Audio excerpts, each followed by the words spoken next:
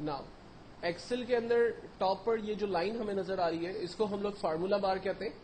Formula بار basically ایک ایسا area کہ جہاں پر ایکسل پہ لگائے ہوئے تمام فارمولے اور عام طور پہ لکھے ہوئے تمام ٹیکس ہمیں نظر آتے ہیں. مثال کے طور پر میں اس وقت ایک پہلا ٹیکس ٹائپ کرتا ہوں.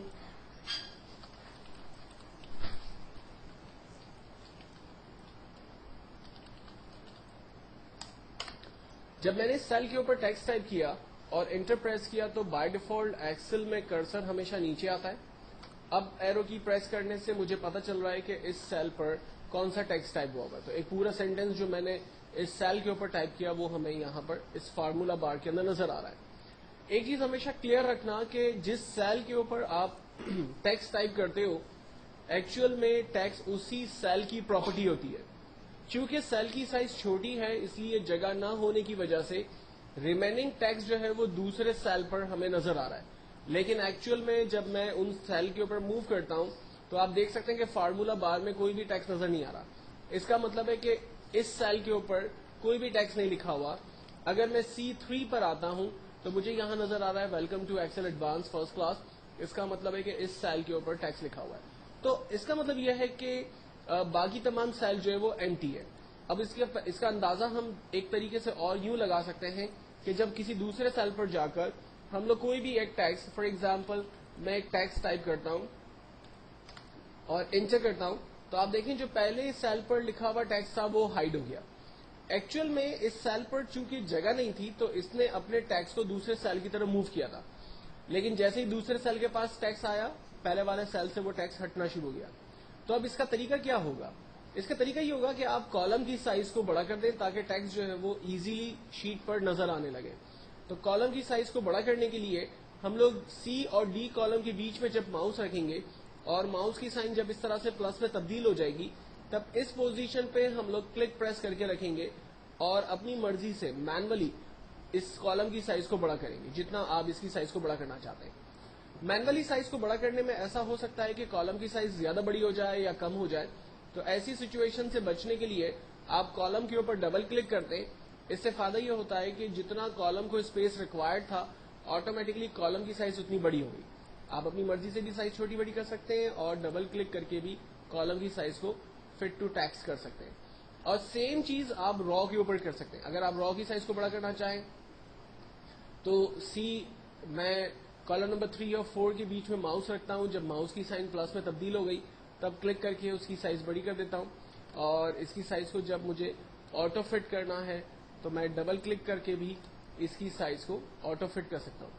تو اس سے مجھے فائدہ یہ ہوگا کہ مینول اور آٹومیٹکلی جس طرح سے چاہیں میں کام کر سکتا ہوں. اب ٹیکسٹ کو اگر مجھے بولڈ اٹیلک انڈر لائن کرنا ہے تو اس کے لیے کچھ سمپل ٹولز موجود ہیں. لائک ٹیکسٹ کو بولڈ کر سکتے ہیں, اٹیلک کر سکتے ہیں, انڈر لائن کر سکتے ہیں. بولڈ ختم کر رہے ہیں, اٹیلک ختم کر رہے ہیں, انڈر لائن ختم کر رہے ہیں. سائز اپنی مرضی سے بڑی کر رہے ہیں اور سائز اگر اسٹیپ بائی اسٹیپ بڑی کرنی ہے تو یہاں پر انکریز کا ٹول دیا ہوا ہے, انکریز فونٹس ہے. اور اسی کے برابر میں ڈیکریز فونٹس کا ٹول دیا ہوا ہے. ہم سائز کو چھوٹی کر سکتے ہیں اسٹیپ بائی اسٹیپ. ٹیکسٹ کو ہائی لائٹ کر سکتے ہیں اپنی مرضی کے ہائی لائٹس کلرز میں سے کوئی بھی کلر چوز کر کے اپنے ٹیکسٹ کو اس طرح کے ہائی لائٹس کر سکتے ہیں. ٹیکسٹ کا کلر اپنے حساب سے چینج کر سکتے ہیں جو بھی کلر دینا چاہیں. اور اگر سیل کی بارڈر یا آؤٹ لائن بنانا چاہتے ہیں تو اس کی آؤٹ لائن بھی ہم لوگ یہاں پر کریٹ کر سکتے ہیں. یہ جتنا بھی کام میں نے کیا بیسیکلی یہ تمام فونٹ کے ٹولز میں سے میں نے کیا. یہ فونٹ کا ایک گروپ ہے. اس طرح سے ڈفرنٹ گروپس یہاں پر موجود ہے. جیسے کلپ بورڈ کا ایک گروپ موجود ہے, جیسے الائنمنٹ کا ایک گروپ ہے, جیسے نمبر کا ایک گروپ ہے.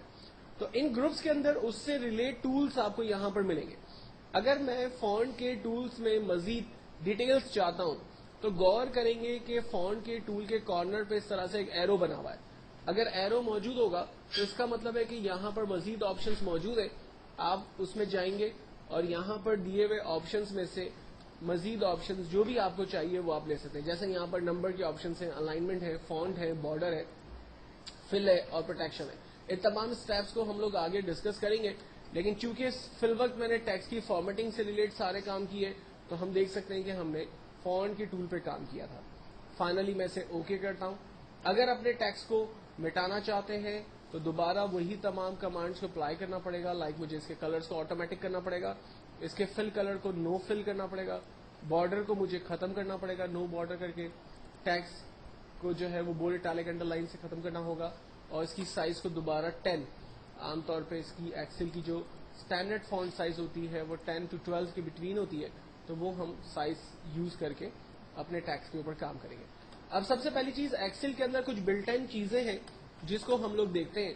مثال کے طور پر ایکسل میں اگر آپ اپنا نام لکھتے ہیں اور اس کی کاپی بنانا چاہتے ہیں تو اس کا طریقہ کیا ہوگا. لائک میں نے اپنا نام لکھا، نام لکھنے کے بعد اب دوبارہ انٹر کر کے اپنے ماؤس کو اسی سیل پر ایرو کی کے ذریعے چلا گیا. اپنے ماؤس کے پلس کو اس ڈاٹ کے اوپر رکھیں گے تو ماؤس کا پلس ایک مائنر سے پلس میں تبدیل ہو جائے گا. اس پوزیشن پر رہتے ہوئے، ماؤس کے پلس کو اس پوزیشن پر رکھتے ہوئے آپ جسٹ ڈریگ کریں گے تو اس کی نمبر آف کاپیز دیکھیں گے جنریٹ کر دے گا. اچھا، انفارچونیٹلی میرے پاس جو ہے وہ ایک پہلے سے فارمولا فٹ ہوا ہے تو وہ اس کی کاپی بنا رہا ہے، ادروائز جو ہے وہ یہ صرف اس کی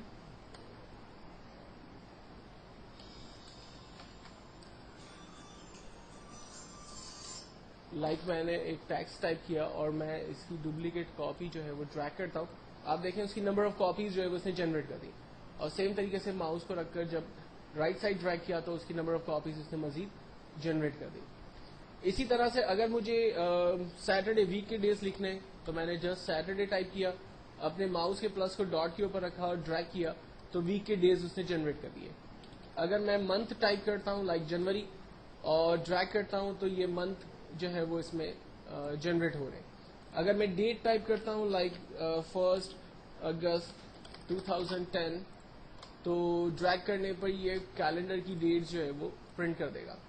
اچھا، اب اس میں امپورٹنٹ یہ ہے کہ جب میں نے 9 تک ڈیٹ پرنٹ کی تو وہ بالکل نارمل ویزیبل ہو رہی ہے، لیکن اس کے بعد کی ڈیٹ جو ہے وہ صحیح طرح سے نظر نہیں آ رہی. تو اس کا ریزن یہ ہے کہ کالم کی سائز چھوٹی ہے. تو ہم کالم کے اوپر ڈبل کلک کرتے ہیں اور فٹ ٹو ٹیکس ہو گیا، اور جو ریمیننگ ٹیکس ہمیں صحیح سے نظر نہیں آ رہے تھے وہ اب ٹیکس ہمیں نظر آ رہے ہیں.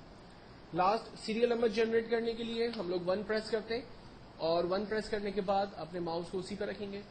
کی بورڈ سے کنٹرول کا بٹن دبا کے رکھیں گے اور اپنے ماؤس کے پلس کو اس ڈاٹ کے اوپر رکھ کر ڈریگ کریں گے تو یہ سیریل نمبر دیکھیں اس نے جنریٹ کر دیا.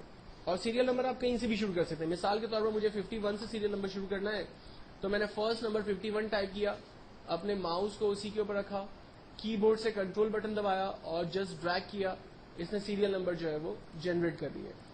اور اگر آپ کو رینڈم نمبر چاہیے، لائک میں چاہ رہا ہوں کہ مجھے 3 کا ٹیبل مل جائے، تو پھر آپ کو 2 نمبر ٹائپ کرنے ہوں گے. لائک پہلا نمبر 3، سیکنڈ نمبر 6، دونوں نمبر ٹائپ کیے. 3 کے بیچ میں ماؤس کو رکھ کر رینج بنائیں گے 6 تک کی، یعنی دونوں سیل کو رینج میں لے لیں گے.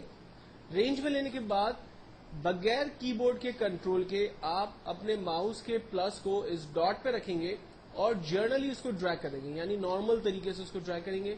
یہاں آپ کو کی بورڈ کے کنٹرول کو دبانے کی ضرورت نہیں ہے. کی بورڈ کا کنٹرول صرف اسی صورت میں دبایا جاتا ہے کہ جہاں پر آپ کو سیریل نمبر کنٹینیوس آرڈر میں چاہیے ہوتے ہیں. لیکن جہاں آپ کو رینڈم نمبر چاہیے ہوں گے وہاں پر آپ 2 نمبر ٹائپ کر کے دونوں کی رینج بنا کر اس کو ڈریگ کریں گے تو آپ دیکھیں وہ ٹیبل یا رینڈم نمبرز جو ہے وہ آپ کے لیے خود ہی جنریٹ کر دے گا. تو یہ کچھ بیسکلی اور سمپل میتھڈس ہیں جس کی مدد لیتے ہوئے آپ ٹیکسٹ کو جو ہے وہ ایزیلی پرنٹ کر سکتے ہیں. اگر ان میں سے کسی بھی ٹیکسٹ کو رب کرنا ہے تو آپ رینج بناتے ہیں، کی بورڈ سے ڈیلیٹ کا بٹن دباتے ہیں، وہ ٹیکسٹ آپ کا رب ہو جاتا ہے، ایک طریقہ. دوسرا طریقہ، آپ کالم کی رینج بنائیں، ڈیلیٹ کا بٹن دبائیں، ٹیکسٹ رب ہو جائے گا.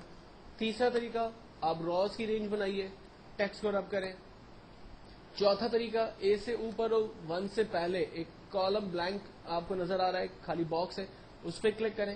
اس پہ کلک کرنے سے آپ کی پوری ورک شیٹ جو ہے وہ بیسکلی سلیکٹ ہو جاتی ہے.